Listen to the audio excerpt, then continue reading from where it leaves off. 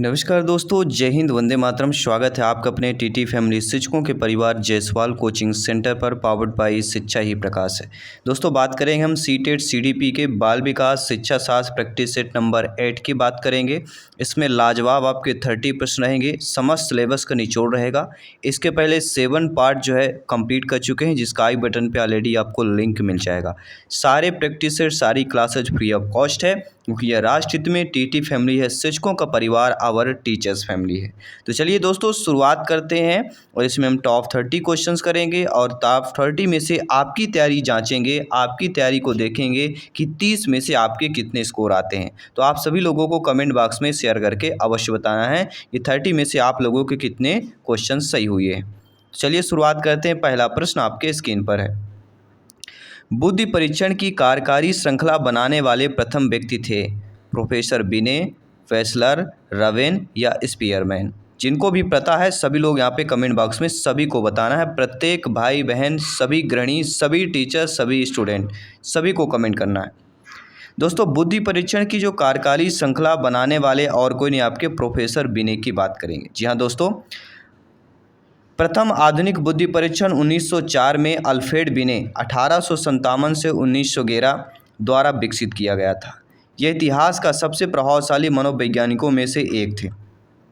उन्होंने सीखने की अक्षमता और मानसिक मंदता वाले बच्चों को अलग करने के उद्देश्य से प्रश्नों की श्रृंखला की भी तैयार की थी। किसने? अल्फ्रेड बिने की बात की जा रही। इसके बाद दूसरा प्रश्न है, बालक का सामाजिक व्यवहार प्रभावित होता है। संस्कृत जिसमें वह जन्म लेता है, संस्कृति, पर्यावरण जहाँ वह रहता है, आर्थिक स्थिर जिससे वह आता है। संकेत आपके ऑप्शंस दिए गए हैं, कौन सा वाला सही होना चाहिए या कौन कौन सा सही होगा। तो पहले प्रश्न को समझना जरूरी है साथियों। बालक का जो सामाजिक व्यवहार प्रभावित होता है, देखिए बालक के व्यवहार की, लेकिन किस व्यवहार की बात कर रहे हैं? सामाजिक व्यवहार की बात की जा रही। तो सामाजिक व्यवहार आपका संस्कृति जिसमें जन्म लिया है उसमें भी आता है, पर्यावरण जहाँ पे बच्चा रह रहा है, चारों तरफ का वातावरण वो भी आता है, और आर्थिक स्तर जिस पर वह आता है। तो तीनों चीज़ें जो है बालक के सामाजिक व्यवहार को प्रभावित करेंगी। तो तीनों किस में दिए गए? डी ऑप्शन में दिया गया, तो जो कि हमारा यहाँ पे सही हो जाएगा। चलिए, सभी लोग समझ चुके होंगे। आइए बात कर लेते हैं आपके अगले प्रश्न की। अगला प्रश्न है कि निर्मितवाद उपागम का उद्गम क्या है दोस्तों? व्यवहारिक मनोविज्ञान, सामाजिक मनोविज्ञान, संज्ञानवादी मनोविज्ञान या बी और सी दोनों हो जाएंगे। तो आप सभी लोग जानते हैं, सभी लोग ज्ञानी सर्वव्याख्याता लोग हैं, सभी भावी अध्यापक अध्यापिकाएं हैं। तो निर्मितवाद उपागम का जो उद्गम होता है वह हमारा होता है संज्ञानवादी मनोविज्ञान। C option is the right answer. इस बार दोस्तों सीटेट एग्जाम को अगर 101% करेक्ट करना है, फतेह करना है, तो सारे प्रैक्टिस सेट, सारे इंपॉर्टेंट आपके क्लासेज इंपॉर्टेंट हो जाती, सारे पार्ट वाइज, सारे चैप्टर इंपॉर्टेंट है। और सीडीपी में 30 में से 30 नंबर लाना है, जो कि बहुत इंपॉर्टेंट है दोस्तों सीडीपी, क्योंकि सभी में सीडीपी और पेडागोजी सभी पार्ट में पूछी जाती है। लगभग 150 क्वेश्चंस में आप जानते हैं कि 70 प्रश्न जो है सीडीपी पेडागोजी के प्रश्न होते हैं। तो निर्मितवाद उपागम का उद्गम क्या होता है? तो हमने क्या बताया? संज्ञानवादी मनोविज्ञान की बात कर रहे हैं। इसके बाद आपका अगला प्रश्न है, बहुत इंटरेस्टेड प्रश्न है, ध्यानपूर्वक समझना है और फीडबैक करना है। दोस्तों, किशोर शिक्षा में निम्न में से कौन सा उपागम सबसे उचित होगा? किशोर के लिए दिया गया है। जनसंख्या शिक्षा, जीवन कौशल शिक्षा, शिक्षा या उपरोक्त सभी की बात करेंगे। देखिए, किशोर शिक्षा की बात करें, इनमें से जो उपागम सबसे उचित होगा वह होता है जीवन कौशल की शिक्षा। B option is the right answer. I hope सभी लोग समझ गए होंगे। आइए बात कर देंगे अगले प्रश्न की। अगला प्रश्न है, ईमेल का पूरा नाम क्या है दोस्तों? Electric mail, easy mail, electronic mail या एक्सचेंज मेल? सभी लोग बताइए। तो ईमेल का पूरा हमारा क्या होता है? Electronic mail. C option is the right answer. सभी लोग समझ चुके होंगे। आइए बात करेंगे अगले प्रश्न की। अगला प्रश्न है, अधिगम विकलांग बच्चे अधिकतर होते हैं। सभी लोग बताइएगा। मेरे प्यारे प्यारे भाइयों की प्यारी प्यारी बहनें, गृहिणी, जिनका सपना है सीटेट एग्ज़ाम को 101% फतेह करना, जायसवाल सर सभी का अभिनंदन, स्वागत कर रहे हैं। सभी को कमेंट करके बताना है कि अधिगम विकलांग बच्चे अधिकतर होते हैं। तो अधिकतर क्या होते हैं? जो अधिगम जो विकलांग बच्चे होते हैं, अधिगम विकलांग, ये ध्यान दें, ये आपको जानना है कैसा विकलांग की बात कर रहे हैं। अधिगम विकलांग की बात कर रहे हैं।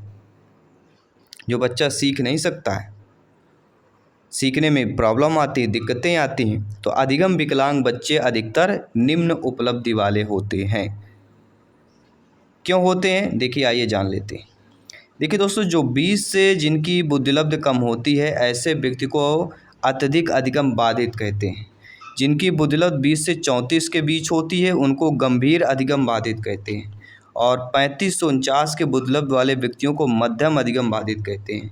और 50 से 70 बुद्धिलब्ध वाले व्यक्ति को कम अधिगम बाधित के रूप में वर्णित किया जाता है। तो ये हो गए अधिगम बाधित वर्णन के डिटेल के साथ जो हमने आपको शेयर किया।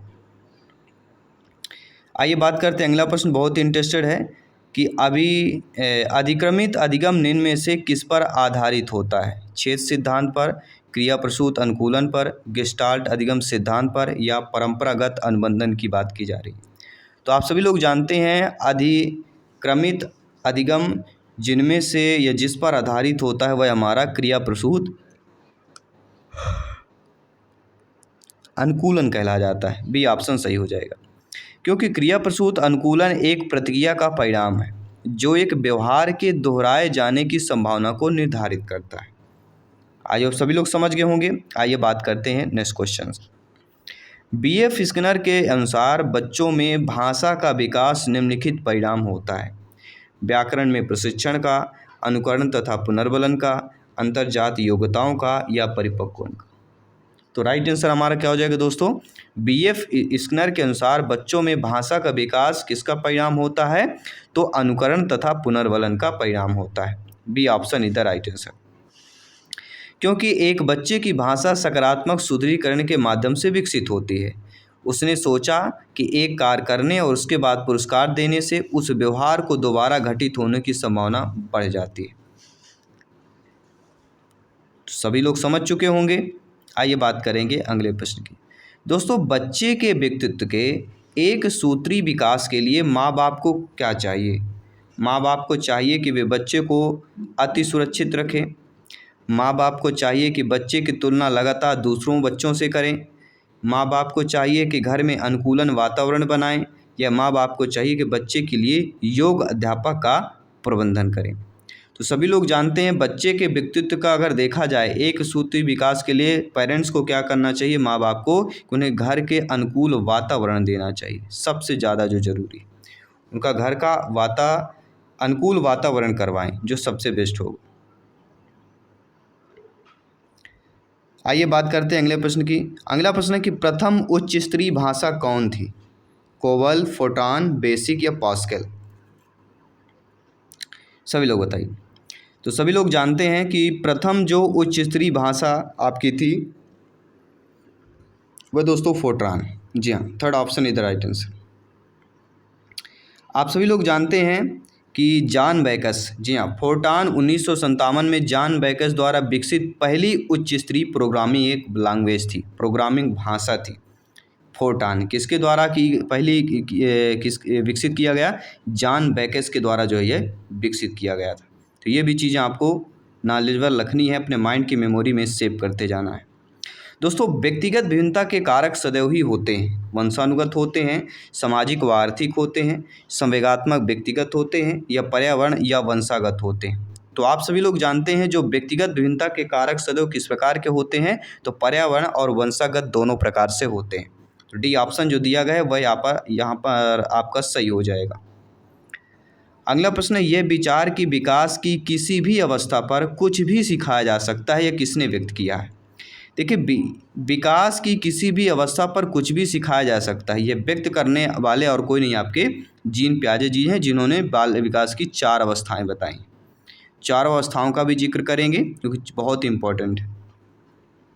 कक्षा में संप्रेषण को प्रभावी बनाने में इनमें से कौन सहायकमंद होता है? शिक्षण सहायक सामग्री का उपयोग, शिक्षक को विषय का ज्ञान होना, कक्षा में पढ़ाते समय प्रश्न पूछना, या उपरोक्त में से कोई नहीं। तो आप सभी लोग जानते हैं कि कक्षा में संप्रेषण को प्रभावी बनाने में जो सहायकमंद होता है वह शिक्षण सहायक सामग्री का उपयोग करना होता है। फर्स्ट ऑप्शन इधर राइट आंसर हो जाएगा। आइए बात करते हैं दोस्तों अगले प्रश्न की। सूचना एवं प्रौद्योगिकी में क्या सम्मिलित होता है? ऑनलाइन सीखना, एडुसाइड के माध्यम से सीखना, वेब बेस्ड सीखना, या उपरोक्त सभी हो जाएगा। तो आप सभी लोग जानते हैं सूचना एवं प्रौद्योगिकी में क्या सम्मिलित होता है, ऑनलाइन भी सीखना होता है, एडुसेट के माध्यम से भी सीखना होता है और वेब वेस्ट भी एक सीखना हो जाता है। तो वो सारी कंडीशंस उपरोक्त सभी तीनों ऑप्शन सूचना प्रौद्योगिकी में सम्मिलित हो जाएंगे। डी ऑप्शन जो दिया गया है वह हमारा यहाँ पे सही हो जाएगा। तो नो डाउट सारी चीज़ें आप समझ रहे हैं अच्छे तरीके से। आइए बात करते हैं अगले प्रश्न की। अगला प्रश्न है दोस्तों कि शिक्षक द्वारा ब्लैक बोर्ड का सर्वोत्तम उपयोग किया जा सकता है। आप स्वयं सोचिए, आपके सीटेट एग्जाम में नियुक्त होती है, आप विद्यालय जाते हैं, क्वालिफाइड होते हैं और जब विद्यालय में पढ़ाने जाएंगे, पहली बार कक्षा में प्रवेश करेंगे, वो दिन याद करिएगा, वो दिन याद करके पढ़ाई में लग जाइएगा। जो घर परिवार रिलेशन में आपको जो चीज़ें देते हैं, ताना मारते हैं, उन ताने को याद कीजिएगा और पढ़ाई में लग जाइएगा। जो आप चीज़ें को जो नेगेटिव आपको बोलते हैं, जो नकारात्मक बोलते हैं, उनको आपको एग्ज़ाम में टाइम लाइए, उसको मोटिवेशन बनाइए और तैयारी में लग जाइएगा। और जब तैयारी में लगेंगे तो सिलेक्शन ज़रूर मिलेगा, सीटेट एग्ज़ाम ज़रूर फ़तेह होगा, 101% फ़तेह होगा। जब आप फ़तेह होने के बाद विद्यालय में प्रवेश करेंगे, पढ़ाने जाएंगे, तो आप स्वयं सोचिए कि जब आप ब्लैक बोर्ड का सर्वोत्तम उपयोग करते हैं या आपके द्वारा किया जाता है, तो आपके द्वारा शिक्षण की बात को श्वेत श्याम में डालने के लिए किया जाता है, विद्यार्थियों को एकाग्रचित बनाने के लिए किया जाता है, महत्वपूर्ण बिंदुओं को लिखने के लिए किया जाता है, या शिक्षक द्वारा स्वयं को प्रदर्शित करने के लिए किया जाता है। तो किसके लिए? महत्वपूर्ण बिंदुओं को लिखने के लिए शिक्षक द्वारा ब्लैक बोर्ड का सर्वोत्तम उपयोग किया जा सकता है। और आपके घर में ब्लैक बोर्ड दीवार कहीं भी हो, वो पॉइंट लिख लीजिएगा कि इस दिन मैं ये चीज़ करने वाला हूँ। ये जो चीज़ जो लोग आपको बोल रहे हैं वो चीज़ एक ब्लैक बोर्ड कहीं भी रफ पेन कापी में लिख के छुपा के रख लीजिएगा। और जब भी ये मन लगे कि नहीं यार पढ़ना, ये चीज़ें नहीं हो रही, उस वाक्य उस लाइन को पढ़िएगा, फिर तैयारी में लग जाइएगा। 101% एग्ज़ाम ज़रूर फ़तेह होगा। क्योंकि एक ब्लैक बोर्ड को एक चाक बोर्ड के रूप में भी जाना जाता है। ब्लैक बोर्ड को किसको मानते हैं भाई? ब्लैक बोर्ड हम क्या चला सकते हैं? चाक चलाते हैं, तो उसको चाक बोर्ड के नाम से भी जाना जाता है, जिसका उपयोग शिक्षक द्वारा महत्वपूर्ण और उल्लेखनीय बिंदुओं को लिखने के लिए किया जा सकता है। और यह शिक्षण अधिगम प्रणाली में निर्देशात्मक सुविधाओं के लिए एक उपकरण होता है, और निर्देशात्मक सुविधा उन्हें शिक्षण अधिगम के रूप में भी जानी जाती है। अगला प्रश्न है, अनुबंधन होने के लिए घटनाओं का उपयुक्त क्रम किस प्रकार होता है? US UR CR, CS CR UR, CS UR या यूआर यूएस सीएस। देखिए अनुबंधन होने के लिए घटनाओं का जो उपक्रम होता है वह सीएस यूआर यूएस यूआर होता है।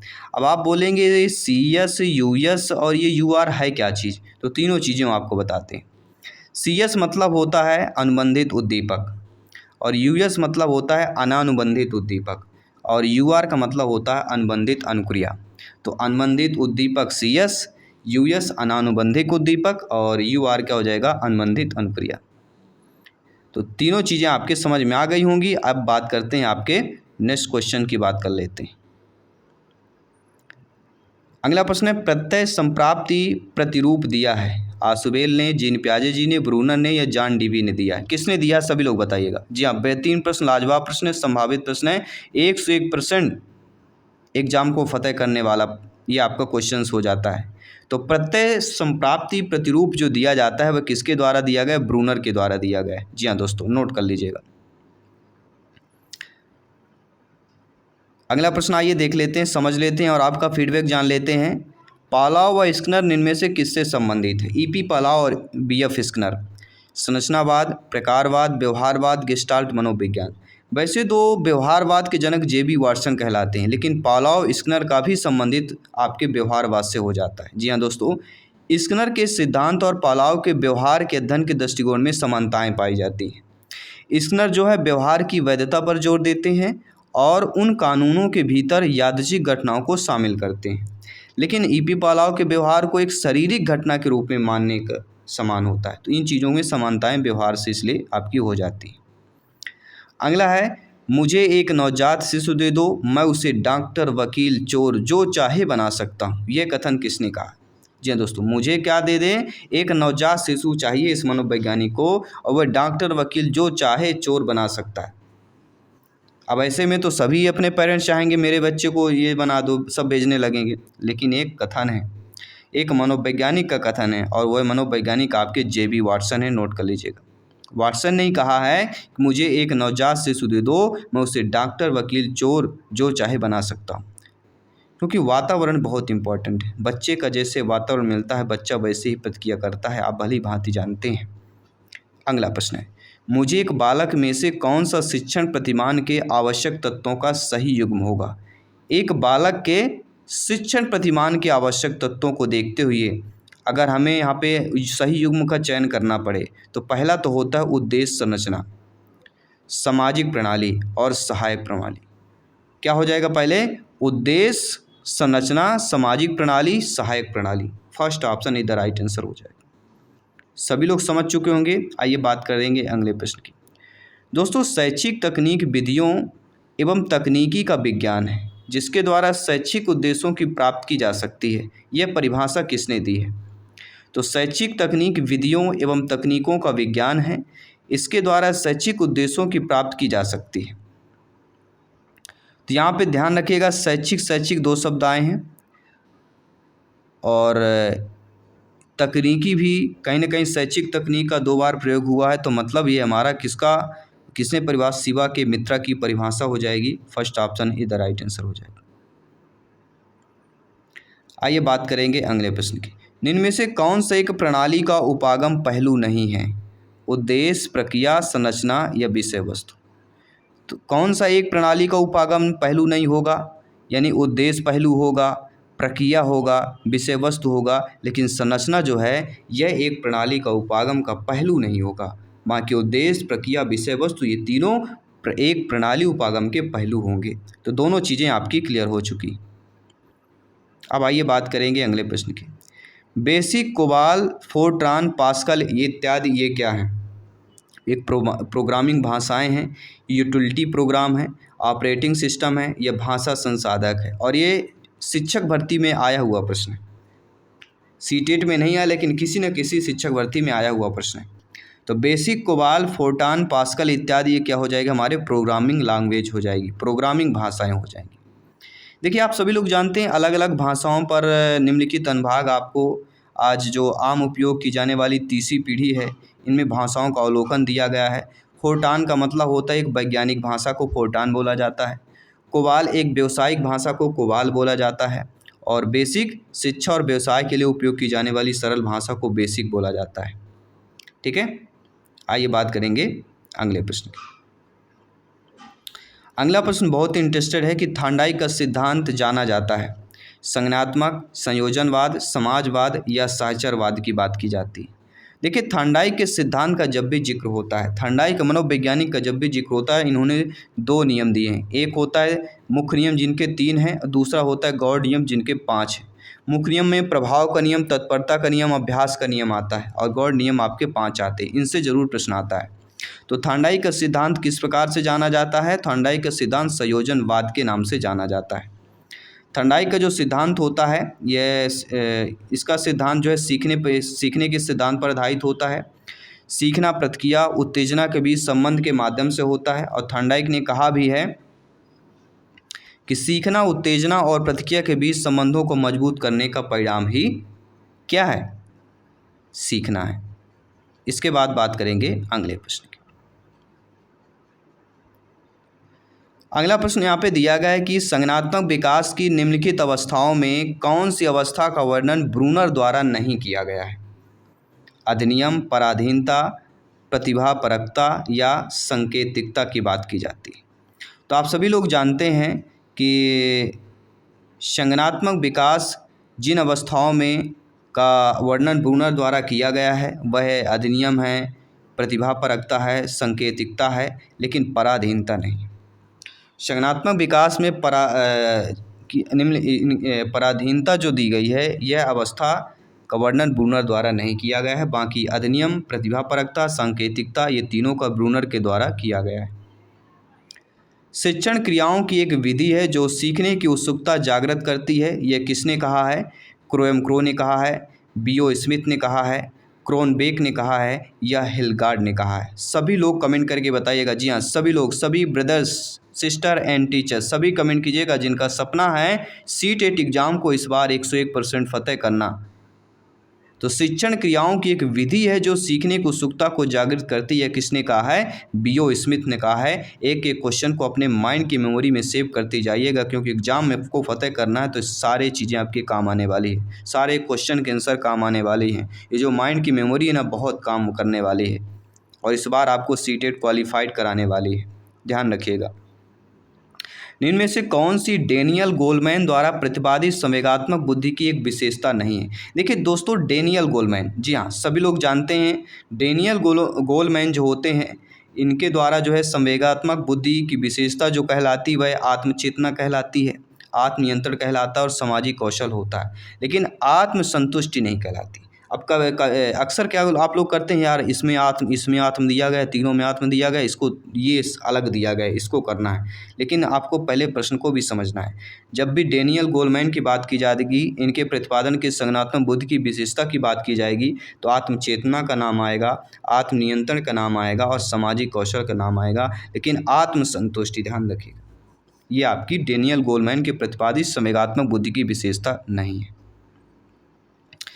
इसके बाद अगला प्रश्न है कि निम्न में से कौन सा कथन सही नहीं दिया गया है? अधिगम समायोजन, अधिगम सार्वभौमिक है, अधिगम हमेशा प्रेक्षणीय होता है, या अधिगम का परिणाम व्यवहार का परिवर्तन होता है। देखिए, जो हमारा कथन सही हो वह अधिगम समायोजन होता है, अधिगम सार्वभौमिक होता है और अधिगम का परिणाम व्यवहारिक परिवर्तन होता है, लेकिन अधिगम हमेशा प्रेक्षणीय होता है, ये कथन गलत दिया गया है। ठीक है, चलिए 2 प्रश्न बचे हुए हैं, कंप्लीट करते हैं, इस प्रैक्टिस सेट को कंप्लीट करते हैं। दोस्तों, अधिगम के संप्रत्यय निर्माण एक समस्या समाधान जैसे घटक प्रतिपादित किए गए हैं, संज्ञानात्मकवादी, व्यवहारवादी के द्वारा, फैकल्टी मनोवैज्ञानिक या प्रकृतिवादियों के द्वारा। देखिए, अधिगम के जो संप्रत्यय निर्माण समस्या समाधान जैसे घटक प्रतिपादित किए गए हैं, किसके द्वारा? वह संज्ञानात्मकवादी के द्वारा किए गए। और रिस्पेक्टिव सेट का 30वां प्रश्न, तो निम्नलिखित में से अधिगम के संज्ञानात्मक अनुच्छेद किससे संबंधित क्रिया है? अनुभूत करना, स्पर्श करना, क्रोधित करना या कल्पना करना। देखिए, सभी लोग जानते हैं अधिगम के संज्ञानात्मक अनुच्छेद से जो संबंधित क्रिया होती है वह होती है कल्पना करना। डी ऑप्शन सही हो जाएगा। तो दोस्तों, यहाँ पे हमने 30 पूरे सिलेबस के निचोड़ यहाँ पे लेकर आए हैं। आपके CDP 30 में से आप लोगों का नंबर कितने आए, आप लोगों के कितने क्वेश्चन सही हुए हैं, ये आपको कमेंट करके बताना है। और 8 प्रैक्टिस सेट लगभग हम कंप्लीट कर चुके हैं। 8 प्रैक्टिस सेट मतलब सभी लोग जानते हैं 240 क्वेश्चंस एक आपको कंप्लीट प्रिपरेशन देता है, आपको तैयारी करने का एक मौका देता है।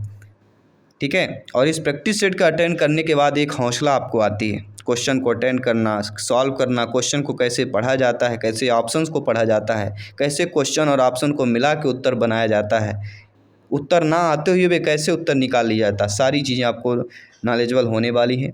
तो डेली हमारे जो 8 PM की क्लास होती है, 7:30 to 8 PM हमारी क्लास होती है, ज्वाइन कीजिए, प्रिपरेशन को मजबूत कीजिए और तैयारी को मजबूत कीजिए। और इस बार दोस्तों CTET एग्ज़ाम को 101% फतेह कीजिए with TT family Jaiswal coaching centre. तो धन्यवाद सभी का, मिलते हैं आपकी अगली क्लास पर। जय हिंद, वंदे मातरम।